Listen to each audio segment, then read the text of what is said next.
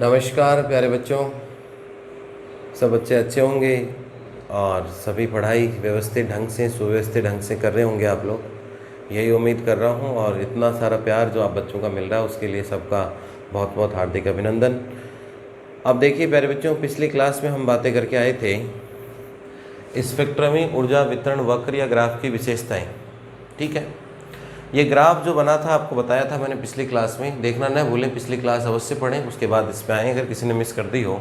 Lambda क्या होता है आपके पास? वेवलेंथ या तरंग दैर्ध्य। और ई लेमडा होता है उत्सर्जन क्षमता, स्पेक्ट्रमी उत्सर्जन क्षमता। लेमडा होता है आपके पास, इस लेमडा ई लेमडा को कहते हैं हम स्पेक्ट्रमी उत्सर्जन क्षमता, स्पेक्ट्रमी उत्सर्जन क्षमता, spectral energy emission capacity, spectral energy emission या इमिशन कैपेसिटी, इसको कहते हैं स्पेक्ट्रमी उत्सर्जन क्षमता। ठीक है, अब इधर से देखो क्या करते हैं एक्सपेरिमेंट या प्रयोग में। एक बार जैसे टेम्परेचर फिक्स कर लिया 2000, ठीक है, फिर इधर से लेमडा बढ़ाते हैं। लेमडा बढ़ाने से ये ई लेमडा का मान बढ़ता बढ़ता बढ़ता बढ़ता बढ़ता एक बार अधिकतम होता है, पीक पॉइंट मैक्सिमम प्राप्त करता है। इसके बाद ये वापस से कहाँ जाता है? नीचे। लेमडा तो बढ़ता ही जाएगा, ई लेमडा का मान एक बार बढ़ता है और एक बार घटता है। टेम्परेचर निश्चित रहता है, एक बार प्रयोग कर लिया, एक बार एक्सपेरिमेंट, इस बार बोले टेम्परेचर कम कर लो, बोले 1700 फिक्स कर लिया मान लो इस बार। ये एक्सपेरिमेंट पे डिपेंड करेगा, टेम्परेचर रटने की जरूरत नहीं कि दो सर ने 2000 लिखा, 2000 2200 लिख दो, 1800 लिख दो, क्योंकि अपन यहाँ एक्सपेरिमेंट तो कर नहीं रहे। तो जब एक्सपेरिमेंट करते हैं तब तो एग्जैक्ट लिखना पड़ेगा कि 2000 पे किया था, 1800 पे किया था, 1500 पे किया था। अदरवाइज वैल्यू आप कोई भी लिख सकते हो, रटने की कोई आवश्यकता नहीं है। ठीक है, पहली बात। जैसे मान लो अब 1700 फिक्स कर लिया, 1800 फिक्स कर लिया, उसके बाद लेमडा बढ़ाते हैं तो यही लेमडा उत्सर्जन क्षमता बढ़ती जाती है, पता चल रहा है। और फिर लेमडा तो बढ़ता ही जा रहा है लेकिन ये घटती जा रही है। ये यहाँ पे पीक मान आता है, अधिकतम वैल्यू प्राप्त करता है और घटता जाता है। तो कल हमने एक विशेषता लिखी थी इसकी, सबसे महत्वपूर्ण या सबसे पहली विशेषता जो थी कि ये ग्राफ या जो वक्र बन रहे हैं जितने भी, वो सारे के सारे ग्राफ या वक्र क्या होते हैं? संतत या कंटिन्यूअस होते हैं। सारे के सारे ग्राफ या वक्र क्या होते हैं? संतत या कंटिन्यूअस। फिर मैंने ये भी बात कही थी कि संतत या कंटिन्यूअस ऐसे मत रटा करो कि वो ग्राफ जो कहीं टूटता नहीं है वो संतत होता है, ऐसे नहीं लिखना है एग्जाम में। ये बातें तो हम 7वीं 8वीं 9वीं में जब पहली बार ग्राफ बनाया था तभी सीख गए थे कि भाई जो ग्राफ बीच में से ब्रेक होता है, टूटता है, या बीच में से वैल्यू गायब हो जाती हैं, उसे कहते हैं विविक्त या डिस्क्रीट ग्राफ। और जो ग्राफ लगातार चलता रहता है उसे हम क्या कहते हैं? संतत या कंटिन्यूअस ग्राफ कहते हैं। लेकिन यहाँ ये बातें नहीं लिखनी है, यहाँ फर्स्ट लाइन कर लिखी थी जैसे हमने कि ग्राफ संतत या कंटिन्यूअस होता है। अब कंटिन्यूअस होने का मतलब कि प्रत्येक टेम्परेचर पे और प्रत्येक लेमडा के मान पे किसकी वैल्यू प्राप्त होती है? ई लेमडा की। और अगर ये संतत नहीं होता, मान लो ऐसे होता, तो जैसे ये लेमडा 1 है, ये 2 है, ये 3 है, ऐसे है, तो 1 से 1 तक तो वैल्यू प्राप्त हो रही है किसकी? ई लेमडा की। 1 से 2 के बीच में कोई ग्राफ है क्या? नहीं है। इसका मतलब यहाँ कोई ई लेमडा की वैल्यू प्राप्त हो रही है क्या? नहीं हो रही। इसका मतलब ये ग्राफ कौन सा है? विविक्त या डिस्क्रीट ग्राफ है, स्टेप ग्राफ है आपके पास। ठीक है, तो इसलिए प्यारे बच्चों इसको ऐसे लिखना है कि प्रत्येक ताप या टेम्परेचर पे लेमडा के प्रत्येक मान के लिए, for at every temperature for every value of lambda, प्रत्येक ताप पे चाहे कोई सा ही टेम्परेचर देख लो और लेमडा के प्रत्येक मान पे ग्राफ मिल रहा है, मतलब किसकी वैल्यू आ रही है आपके पास? ई लेमडा की, तब इस ग्राफ को हम क्या कह रहे हैं? संतत या कंटिन्यूअस। तो इस तरीके से बेहतरीन ढंग से आपको इसको लिखना है। ठीक है, इसके बाद देखो क्या करेंगे, इसके अंदर लिख तो लिया सबने। अब यहाँ से देखिए फर्स्ट पॉइंट लिख लिया आपने, अब आते हैं सेकंड पॉइंट पे। सेकंड पॉइंट लगाओ प्यारे बच्चों। सारी चीज़ें ग्राफ से ही पता चलेंगी, रटने की कोई आवश्यकता नहीं है। एक बार लिखो सेकंड पॉइंट, फिर जैसे ही समझ लेंगे तो अपने याद हो जाएगा। ताप वृद्धि से, लिखिए प्यारे बच्चों, ताप वृद्धि से, सेकंड पॉइंट लगा के, चाहे ब्लैक पेन से लगा लो हेडिंग सेकंड पॉइंट, और इसके बाद लिखिए ताप वृद्धि से प्रत्येक तरंग दैर्ध्य, ताप वृद्धि से प्रत्येक तरंग दैर्ध्य, ताप वृद्धि से प्रत्येक तरंग दैर्ध्य के विकिरणों में, प्रत्येक तरंग दैर्ध्य के विकिरणों में, प्रत्येक तरंग दैर्ध्य के विकिरणों में वृद्धि होती है, विकिरणों में वृद्धि होती है। ताप वृद्धि से प्रत्येक तरंग दैर्ध्य के विकिरणों में वृद्धि होती है। By increasing temperature there is increment by increasing temperature, there is increment in radiations of all wavelengths, there is increment in radiations of all wavelengths। देखिए प्यारे बच्चों, इसका मतलब क्या हुआ, ध्यान से समझना, रटने की जरूरत नहीं। एक बार डायग्राम आपको दिख रहा है, इस लाइन का मतलब इधर देख लोगे तो ये लाइन परमानेंट सेट हो जाएगी आपके दिमाग में।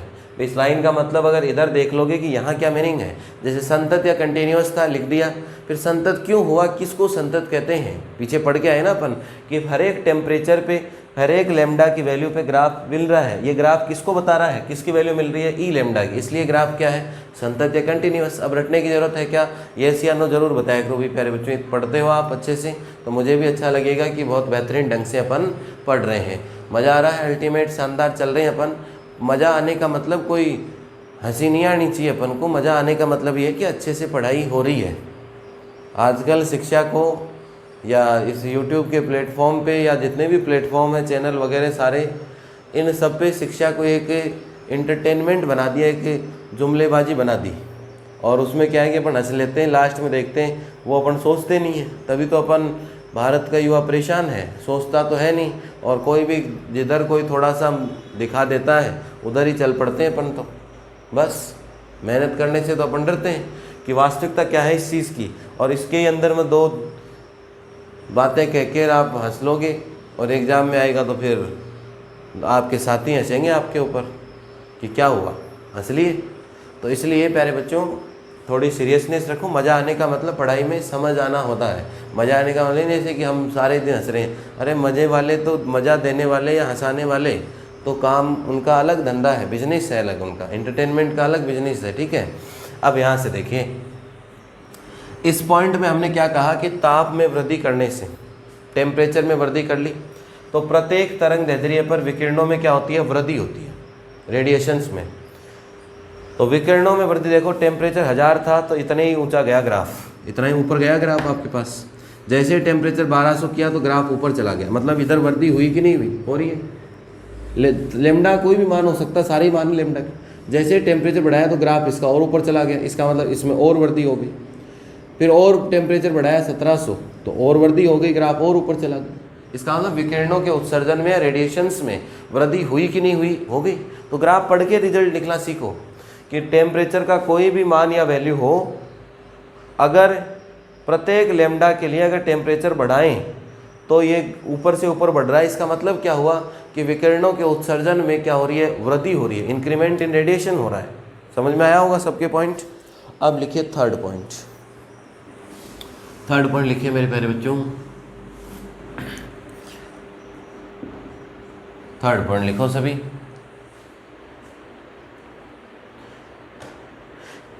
थर्ड पॉइंट लगा लिया सबने। अब लिखिए, किसी एक तापमान पर, किसी एक ताप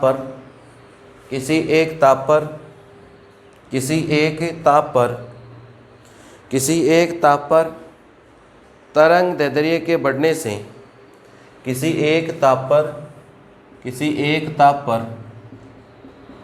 तरंग दैर्ध्य के बढ़ने से, किसी एक ताप पर तरंग दैर्ध्य के बढ़ने से, तरंग दैर्ध्य के बढ़ने से पहले ई लेमडा, तरंग दैर्ध्य के बढ़ने से पहले ई लेमडा बढ़ता है, पहले ई लेमडा बढ़ता है एवं ई लेमडा बढ़ता है एवं अधिकतम मान प्राप्त करने के पश्चात, एवं अधिकतम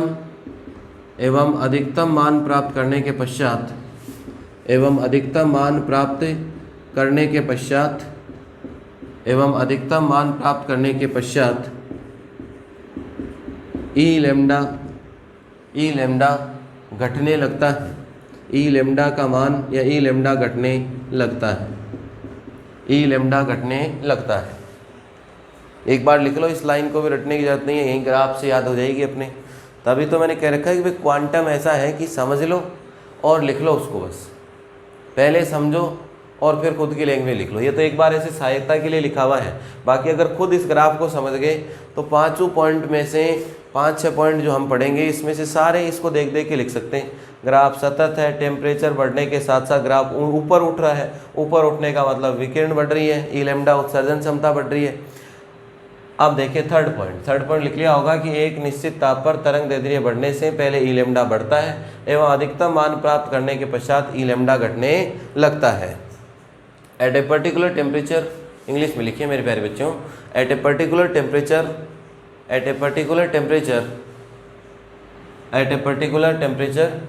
by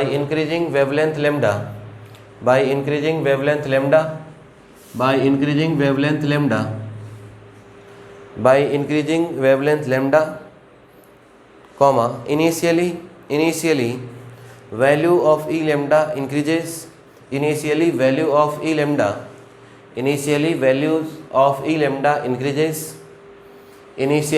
of E lambda increases and after attaining its peak value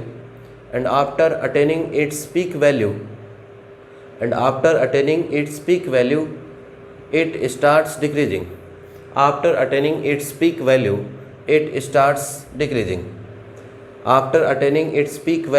it starts decreasing. समझ में आ रही है बात? भाई मैंने क्या कहा कि निश्चित ताप टेम्परेचर, जैसे मान लो 2000 ले लो, एक बार निश्चित है, फिक्स है इस पूरे में। लेमडा तो भाई आगे से आगे बढ़ता ही जा रहा है, तरंग दैर्ध्य लेमडा बढ़ रहा है। ई लेमडा का मान एक बार तो बढ़ता है पहले तो, फिर अधिकतम मान प्राप्त करने के बाद फिर घटता है।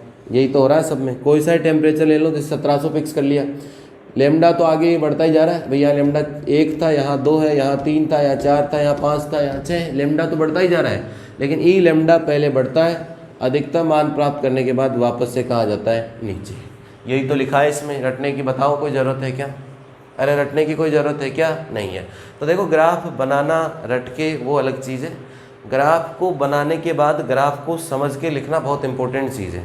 अगर आप ग्राफ को समझ के लिख सकते हो, इसका मतलब सब कंसेप्ट क्लियर है आपका, कौन सी वैल्यू बढ़ रही है, कौन सी वैल्यू घट रही है। अब इसके लिए देखो, एक बार पढ़ लिया, एक बार खुद से बना के ग्राफ को दोबारा से, और एक बार अगर ग्राफ पे ही बोल बोल के प्रैक्टिस कर ली अपन ने, तो हमेशा किसी प्रकार की कोई समस्या नहीं आएगी। और नहीं तो फिर आंख बंद कर करके रटते रहो। यहाँ कह रहे हैं लेमडा बढ़ता है, लेमडा घटता है, और फिर एग्जाम में उल्टा दिखेगा लेमडा घटता है, लेमडा बढ़ता है, क्योंकि हमें मालूम ही नहीं कि हो क्या रहा है। हम तो रटा रटाया माल चिपका रहे हैं वहाँ। ये लो जी, तो नंबर फिर वो समझ रहे होंगे, दोनों अंक समान आएंगे। समान नंबर किस किस प्रश्न में आते हैं और कैसे आते हैं? गोल गोल नंबर आते हैं, समझ रहे होंगे ना, ऐसे फिर ऐसे गोल गोल नंबर आते हैं और दोनों अंक समान आएंगे। फिर ये ध्यान रखना इस चीज़ का। तो इसलिए प्यारे बच्चों, समझिए ग्राफ को, कंसेप्ट को क्लियर कीजिए, और क्लियर करने के बाद इसको अच्छे से पढ़िए। ठीक है, तो ये कौन सा पॉइंट समझ लिया हमने? Third point. अरे कौन सा पॉइंट समझ लिया? Third point. अब देखिए, थोड़ा सा दिमाग खोल लीजिए एक बार, और एक बहुत इंपॉर्टेंट चीज़ है, कल भी बताई थी थोड़ी बातें, लेकिन आज पूरी बताता हूँ। अब लगाइए नंबर 4, पॉइंट नंबर लगाइए 4, पॉइंट नंबर लगाओ 4, पॉइंट नंबर 4 लगा लो, और इसके स्टार लगा लो 4 नंबर पॉइंट के। ये छोटे सवाल में अलग से पूछ सकता है, छोटे सवाल में अलग से पूछ सकता है।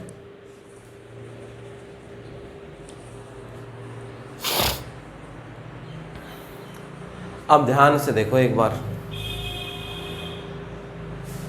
जैसे जैसे ताप बढ़ रहा है, बात सुनना, जैसे जैसे ताप बढ़ता है, जैसे जैसे ताप या टेम्परेचर बढ़ता है, ठीक है, टेम्परेचर इंक्रीज होता है, जैसे जैसे ताप या टेम्परेचर इंक्रीज हो रहा है, वैसे वैसे उत्सर्जन क्षमता, पूरी की बात नहीं कर रहा, उत्सर्जन क्षमता का अधिकतम मान, उत्सर्जन क्षमता यहाँ अधिकतम है भाई, यहाँ 8 होगी, यहाँ 6 होगी, यहाँ 4 होगी, यहाँ 2 होगी, यहाँ 0 होगी। उत्सर्जन क्षमता का अधिकतम मान,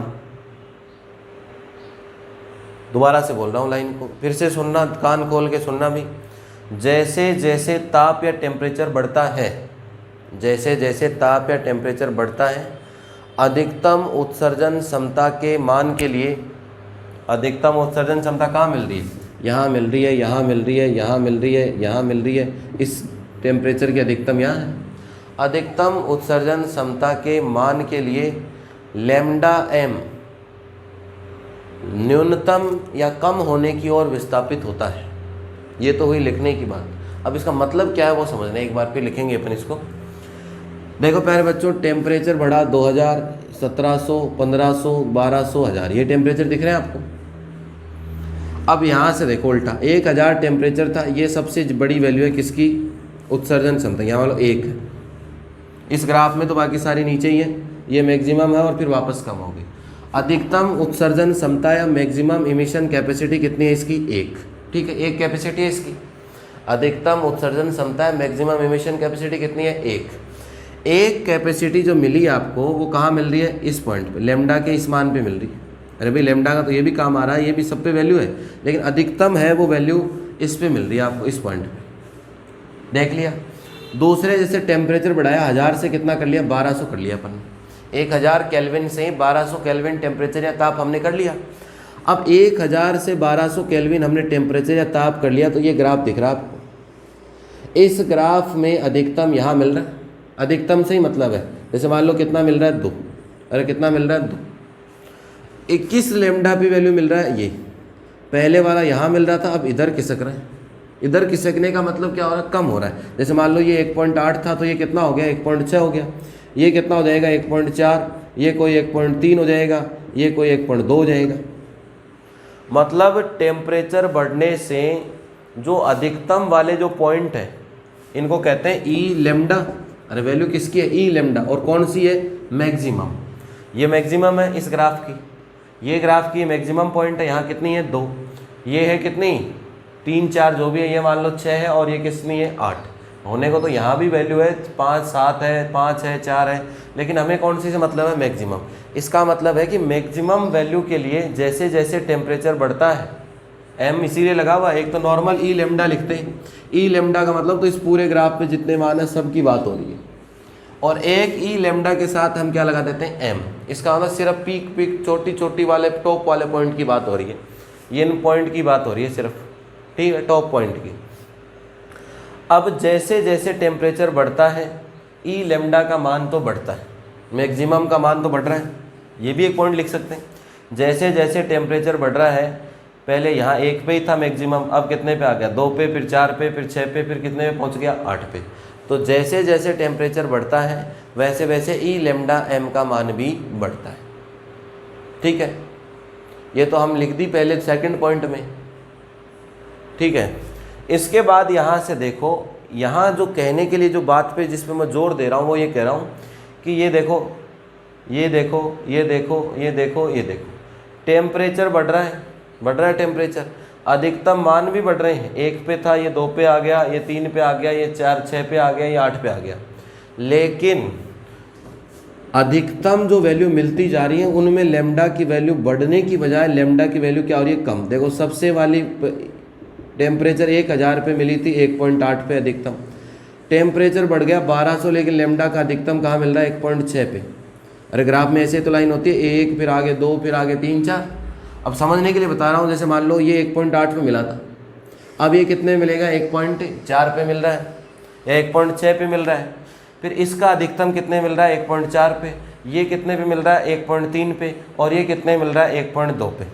इसका मतलब टेम्परेचर बढ़ रहा है, उत्सर्जन क्षमता भी बढ़ रही है, अधिकतम वैल्यू बढ़ रही है, लेकिन लेमडा का जो वैल्यू है वो क्या हो रहा है, कम। किसके लिए, एम। एम का मतलब मैक्सिमम के लिए।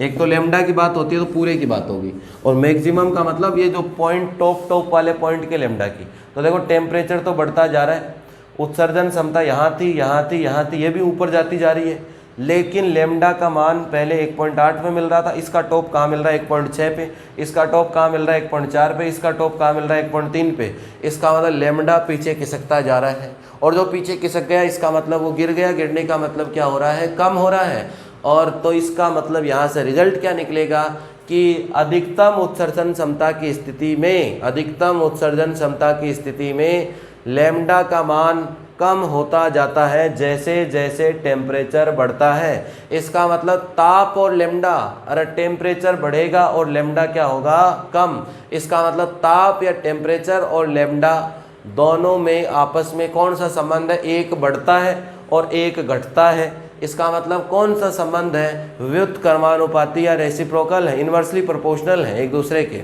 ठीक है, तो इस संबंध को हम कौन सा नियम कहते हैं, वीन का विस्थापन नियम कहते हैं। समझ में आ गई बात, यही लिखूंगा, लिखिए प्यारे बच्चों। अधिकतम उत्सर्जन क्षमता, अधिकतम उत्सर्जन क्षमता ई लेम्डा एम, अधिकतम उत्सर्जन क्षमता ई लेम्डा एम के संगत तरंग दैर्ध्य, के संगत तरंग दैर्ध्य, अधिकतम उत्सर्जन क्षमता ई लेम्डा एम के संगत तरंग दैर्ध्य लेम्डा एम, अधिकतम उत्सर्जन क्षमता लेम्डा एम के संगत तरंग दैर्ध्य लेम्डा एम, तरंग दैर्ध्य लेम्डा एम का मान, तरंग दैर्ध्य लेम्डा एम का मान ताप में वृद्धि के संगत, ताप में वृद्धि के संगत, ताप में वृद्धि के संगत, ताप में वृद्धि के संगत कम होता जाता है, ताप में वृद्धि के संगत कम होता जाता है, कम होता जाता है, ताप में वृद्धि के संगत कम होता जाता है, ताप में वृद्धि के संगत कम होता जाता है। ई लेम्डा एम के संगत तरंग दैर्ध्य का मान ताप में वृद्धि के संगत कम होता जाता है। The value of wavelength, the value of wavelength lambda m decreases, the value of wavelength lambda m decreases corresponding to the value of wavelength lambda m, the value of wavelength lambda m decreases corresponding to maximum emission capacity E lambda m, corresponding to maximum emission capacity E lambda m, corresponding to maximum emission capacity E lambda m as the temperature increases, as the temperature increases, as the temperature increases, as the temperature increases, as the temperature increases। इसका मतलब क्या हुआ प्यारे दोस्तों, temperature तो चढ़ता जा रहा है और लेम्डा एम अधिकतम वाली पोजीशन के लिए पीछे खिसकता जा रहा है।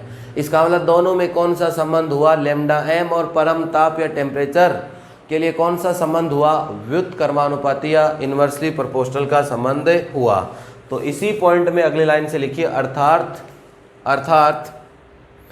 अर्थात लेम्डा एम का मान, अर्थात लेम्डा एम का मान, अर्थात लेम्डा एम का मान कृष्णिका के ताप, अर्थात लेम्डा एम का मान कृष्णिका के ताप T, अर्थात लेम्डा एम का मान कृष्णिका के ताप T या परम ताप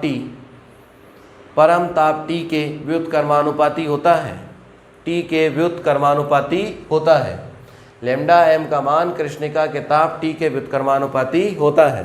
दैट इज इंग्लिश में लिखिए मेरे प्यारे बच्चों, that is the value of lambda m increases as the temperature of, the value of lambda m increases, the value of lambda m decreases, ऐसे लिखना, the value of lambda m decreases as the value of temperature of black body increases, the value of lambda m decreases as the temperature T of black body, as the temperature T of black body increases, as the temperature T of black body increases। इसका मतलब क्या हुआ मेरे प्यारे बच्चों कि lambda M, आगे लिखिए, लेम्डा एम व्युत्क्रमानुपाती किसके होगा, ताप के, या समानुपाती या प्रोपोर्शनल किसके होगा, 1/T के। अब यहाँ क्या करेंगे, कांस्टेंट लगाते हैं, lambda M is equal to constant लगाया B/T। इसका मतलब ये हो गया लेम्डा एम इंटू टी और बराबर कितना हो गया B। तो दोनों का गुणा किसके बराबर हो गया, कांस्टेंट या नियत के बराबर हो गया। नीचे लिख लो, lambda M inversely proportional to T या प्रोपोर्शनल टू 1/T और lambda M is equal to B/T या lambda M T equal to कितना हो गया B। और B क्या है, नियतांक या कांस्टेंट है, कोई भी कांस्टेंट लगाते हैं तो B क्या हो गया आपके पास, नियतांक या कांस्टेंट। अभी तो इतना ही लिखिए, B क्या है, नियतांक या कांस्टेंट।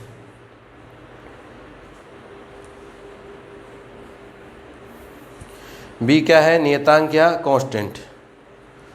इसके बाद लिख लिया यहाँ तक सबने, इसके नीचे लिखिए, इस B नियतांक को वीन नियतांक कहते हैं, इस बी नियतांक को वीन नियतांक कहते हैं।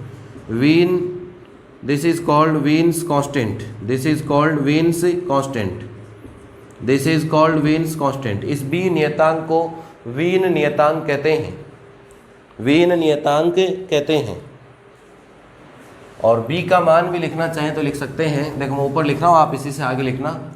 जहाँ बी बराबर, जहाँ या वेर बी बराबर 2.898 इंटू 10⁻³ लेमडा का होता मीटर, ताप का होता केल्विन, तो मीटर केल्विन। बी बराबर कितना हो गया 2.898 इंटू 10⁻³ एम के।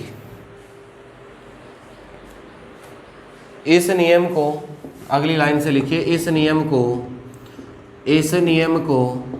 वीन विस्थापन नियम, इस नियम को वीन विस्थापन नियम कहते हैं।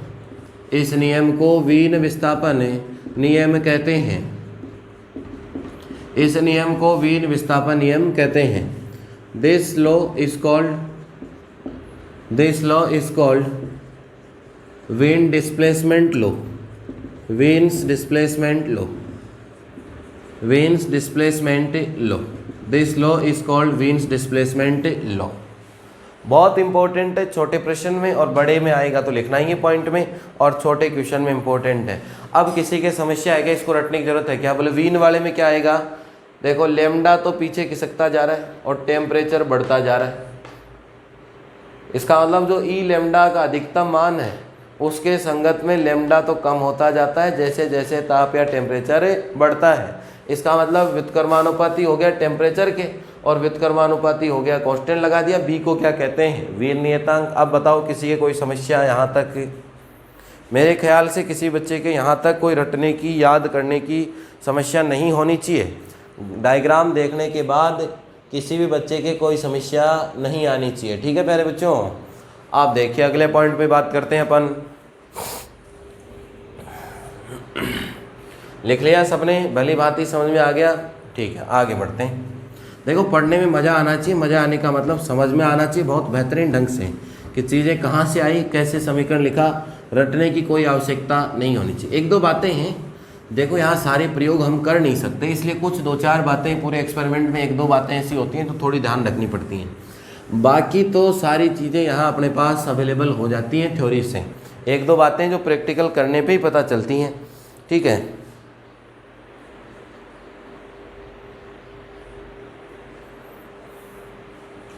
चार नंबर पॉइंट लिख लिया आप सबने। अब लिखिए 5 नंबर पॉइंट। 5 नंबर पॉइंट लिखिए, तरंग दैर्ध्य लेमडा एम पर अधिकतम उत्सर्जन क्षमता, अधिकतम उत्सर्जन क्षमता ई लेमडा एम का मान ताप की पंचम घात के समानुपाती, ताप की पंचम घात के समानुपाती होता है। ताप की पंचम घात के समानुपाती होता है। इसका मतलब हुआ E lambda M is proportional to T⁵ ये रिजल्ट है जो यहाँ से एक्सपेरिमेंट से भी पता नहीं कर सकते अपन, इस डायग्राम से नहीं कह सकता। वो देखो जब असली में प्रयोग करेंगे और ग्राफ बनाते हैं तभी वैल्यू पता चलती है, ऐसे पता नहीं चलेगी। तो जैसे ये रिजल्ट है, ये थोड़ा सा ध्यान रखना। अभी तक 4 पॉइंट पढ़े, वो याद करने की ज़रूरत थी क्या? नहीं थी। अब इसमें क्या है कि जब प्रयोग करें, एक्सपेरिमेंट करें, तब तो वो पॉइंट से पता चल जाता है कि जैसे ये 1000 है या ये 10 वैल्यू है तो यहाँ इसकी 5 गुना वैल्यू आएगी, ये सारी चीज़ें। ठीक है, लेकिन ऐसे पता नहीं चलता प्यारे बच्चों कि 5 की कौन सी पावर आ रहा है, कि यहाँ कितनी वैल्यू है और यहाँ कितनी वैल्यू है।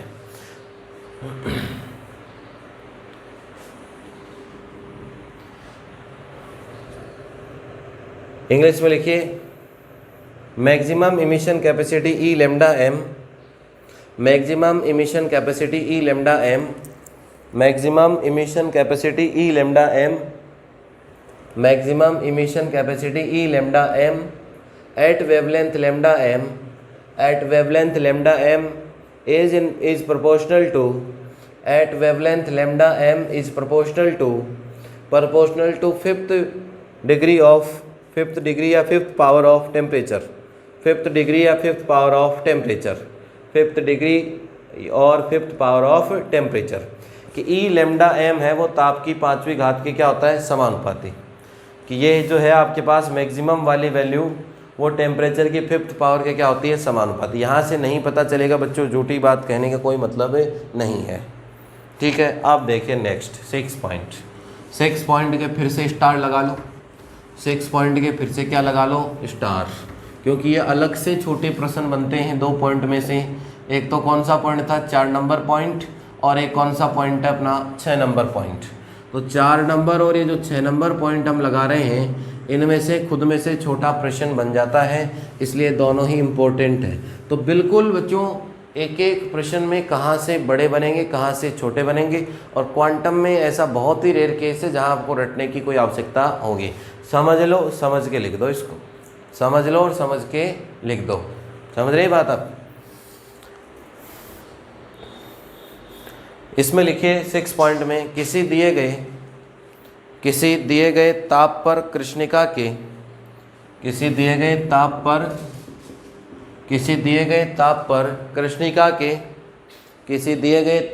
कृष्णिका के ऊर्जा वितरण वक्र, कृष्णिका के ऊर्जा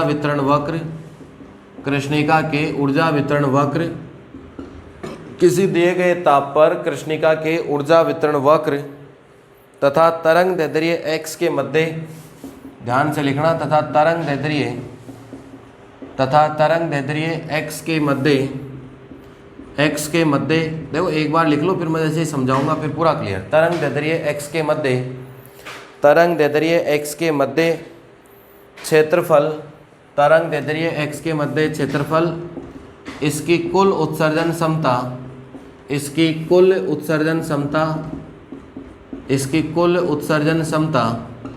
क्षेत्रफल के मध्य क्षेत्रफल, इसकी कुल उत्सर्जन क्षमता E के बराबर होता है, कुल उत्सर्जन क्षमता E के बराबर होता है,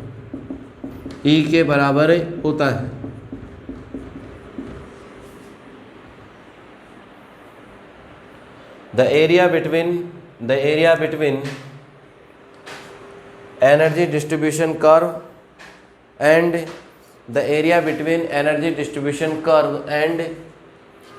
wavelength axis, the area between energy distribution curve and wavelength axis at a particular temperature is equal to total emission capacity, is equal to total emission capacity, is equal to total emission capacity, is equal to total emission capacity, is equal to total emission capacity। लिख लिया, total emission capacity E। ठीक है, अब देखो मतलब क्या हुआ इसका, क्या कह रखा है, ऊर्जा वितरण वक्र, ये ऊर्जा वितरण वक्र है, ये भी ऊर्जा वितरण वक्र है, ये भी ऊर्जा वितरण वक्र, ये सारे के सारे क्या है, एनर्जी डिस्ट्रीब्यूशन कर्व है। क्या है प्यारे बच्चों, ऊर्जा वितरण वक्र, ये क्या है, एनर्जी डिस्ट्रीब्यूशन कर्व, ऊर्जा वितरण वक्र, या इनको हम क्या कहते हैं, एनर्जी डिस्ट्रीब्यूशन कर्व कहते हैं सबको। यही तो है आपके पास, ये सारे के सारे क्या कहलाते हैं, ऊर्जा वितरण वक्र या एनर्जी डिस्ट्रीब्यूशन कर्व। एक ले लिया, मान लो ये ले लिया हमने, ये वाला ले लिया, ध्यान से समझना, बोर्ड पे देखो।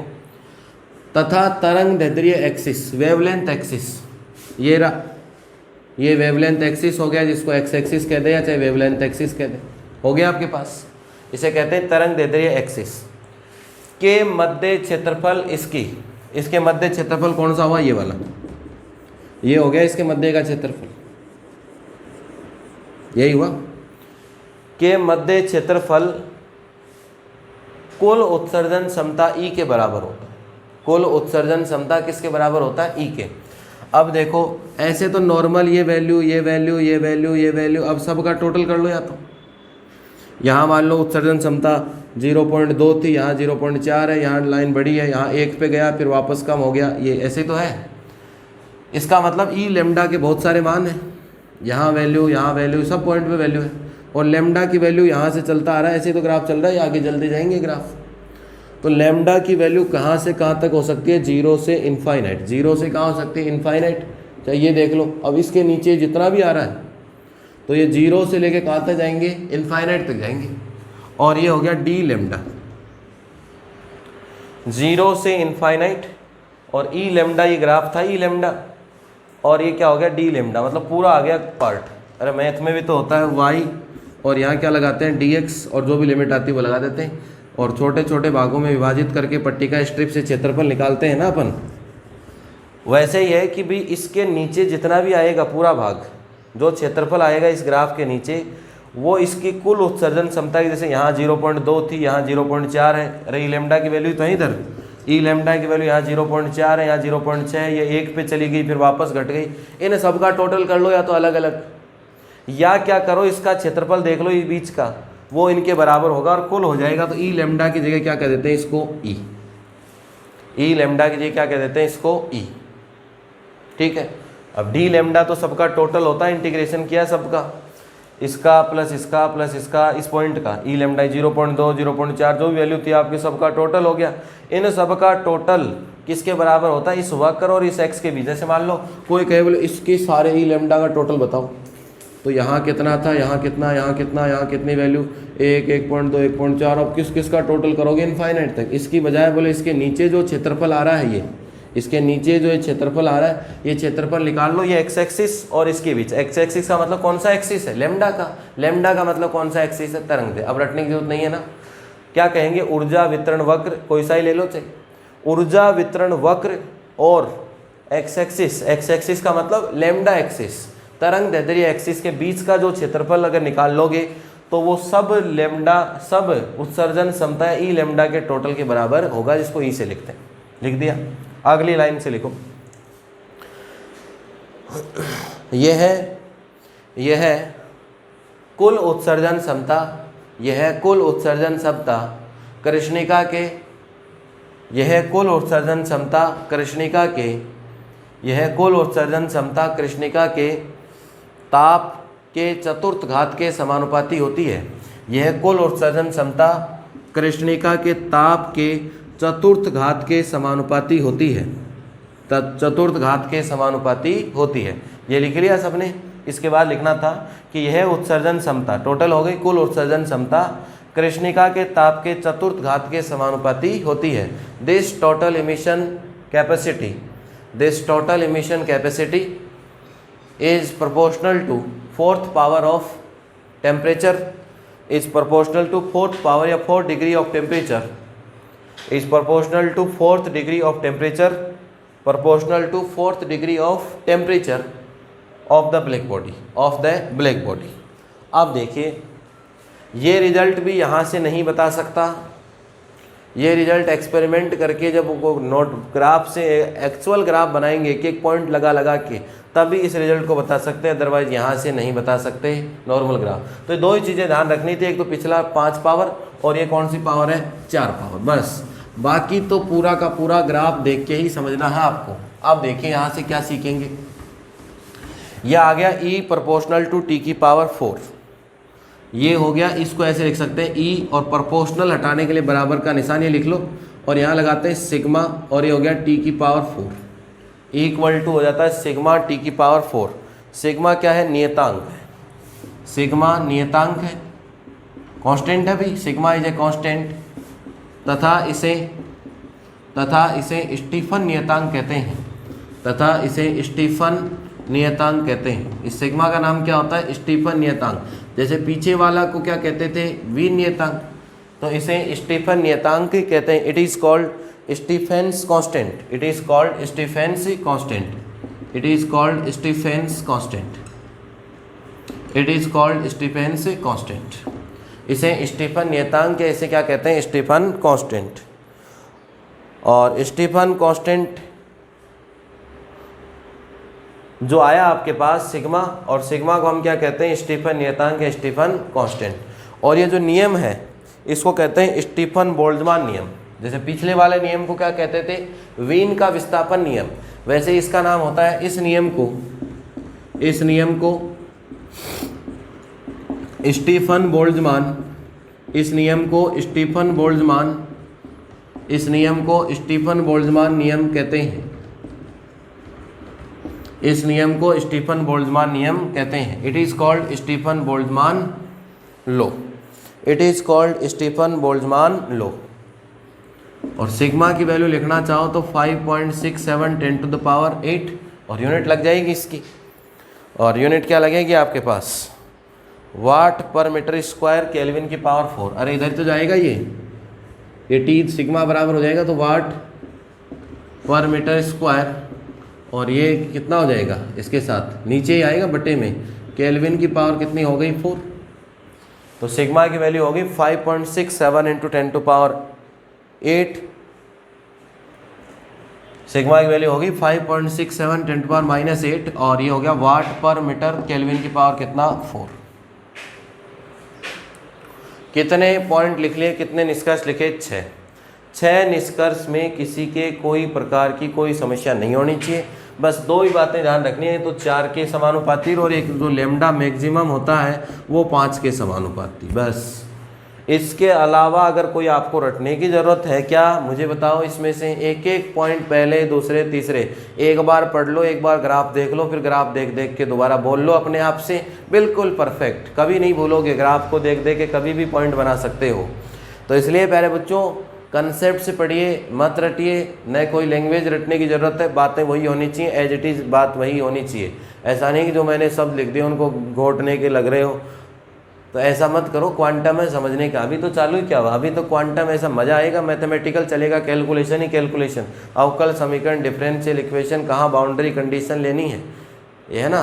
तो ऐसा फील होगा कि अपन वास्तव में क्या पढ़ रहे हैं, कैलकुलेशन समझ समझ के पढ़ रहे हैं। ऐसा नहीं कि ये होता है, कंटिन्यूस होता है, होता कुछ नहीं है, बताऊँगा मैं क्या होता है, ठीक है। तो इसलिए प्यारे बच्चों जुड़े रहिए, पढ़ते रहिए, और सबको बहुत बहुत धन्यवाद। कंटिन्यू मिलते हैं अगली क्लासों में।